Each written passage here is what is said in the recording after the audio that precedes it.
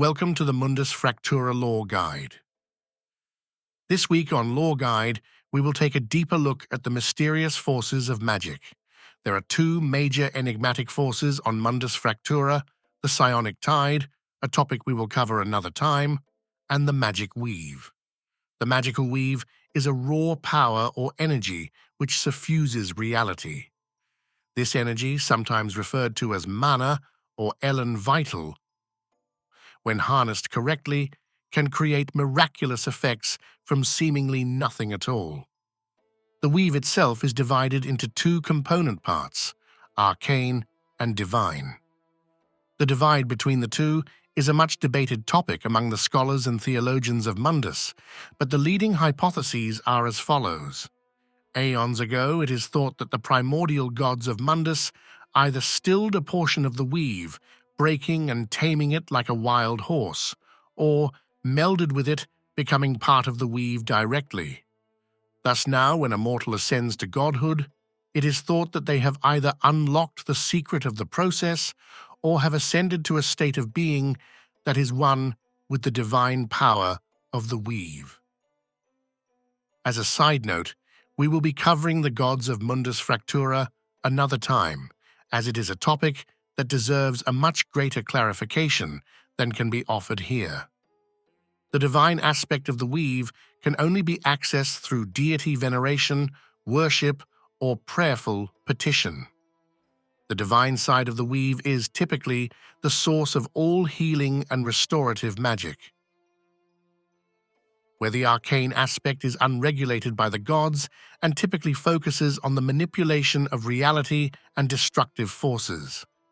Though divine magics are gate-kept by the gods, both arcane and divine can be drawn upon via many avenues, including but not limited to force of will, intense study, dance and movement, music, and even recorded instances of sneezing. I mention the sneezing because it illustrates a fundamental fact of magic on Mundus. Magic is everywhere. It can even be accessed by accident, in a moment of confusion, passion, or by mistake. In some realities, magic is a limited resource.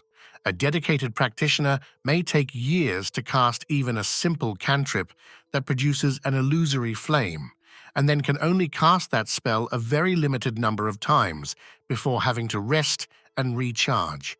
This is typically not so on Mundus.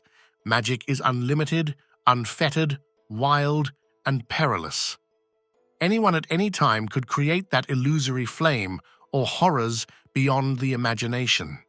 It is a fact of life on Mundus Fractura. Magic is the possibility of threat beyond measure. There are many ways the societies of the world have learned to cope with or contain magic. Some have tamed it in small areas, stabilizing its use at the cost of access. Some limit or have even forbade its use via the promise of radical punishment or extreme social stigma. A few societies have, over the years, managed to turn the thought of magic, or at least the use of it, by quote-unquote normal people, into nothing more than a fairy tale. The curious part of this last example is that it works.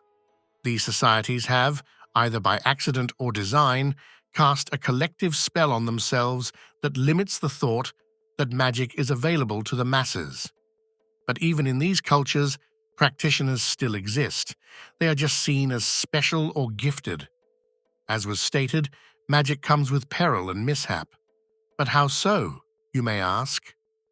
Let's pretend that you are a simple farmer and your wheelbarrow or hand truck has become stuck in the mud. You are not strong enough to get it out, but it is essential that its cargo reach its destination. You, with no magical training, decide that you are going to cast a simple spell to lift the cart from the mud. You invoke a simple spell, chanting the words, "Lift toe fact toe," do a little dance, and hope for the best. Folly. Your spell doesn't execute as you intended, and you have what casters commonly refer to as a mishap. Instead of your truck lifting from the mud, the sky darkens and rains down flower petals as far as the eye can see. You got off lucky, for your mishap could have been far worse. Mishap effects are unpredictable, but are generally dangerous for everyone in the immediate range of site local environment. Careful training, study, and dedication to the arcane or divine arts will limit mishaps, but never eliminate them. Now let's say you really messed up the casting, your spell suffers a mishap as before, but this time the wheels of your cart turn into turnips. Well, that's not so bad, you think? But there is an additional layer to your accident as your arms shrink to 1/5 of their original length.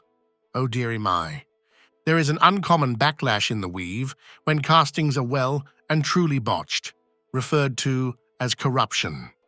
As they say, absolute power corrupts absolutely. As a caster, it is a situation of when, and not if, a corruption will happen. Corruptions always fundamentally alter the caster, never the environment. Casters classify corruption in 3 levels: minor, moderate, and major. Weak spells will only cause minor corruptions, such as minor bodily deformities, minor loss of mental acuity, or simple loss of consciousness. Moderately powerful magic spells trigger moderate corruptions, such as the alteration of body parts to that of other species, or a variety of other problematic physical or mental transformations. Finally, powerful magic can trigger major corruptions. Major corruptions are always a terrifying array of physical and mental transformations. Over time, the compound interest of these corruptions can utterly transform an individual to the point where even they do not know themselves anymore, relegated to roaming the world as terrifying aberrations and monsters of myth. Arcane and divine spellcasters alike suffer from the promise of both spell mishaps and corruptions. The gods of Mundus have only staked a claim on their portion of the weave, like a face on half the same terrifying coin. It matters not to the weave if you draw from it to cast a fireball to destroy a litter of innocent, adorable puppies, or roam the lands using your divine powers to cure the sick out of a love for all living things. The weave corrupts. That is all for this time. I hope you have enjoyed this episode. Stay tuned for future Lore Guide shorts, and thank you for listening. Goodbye for now.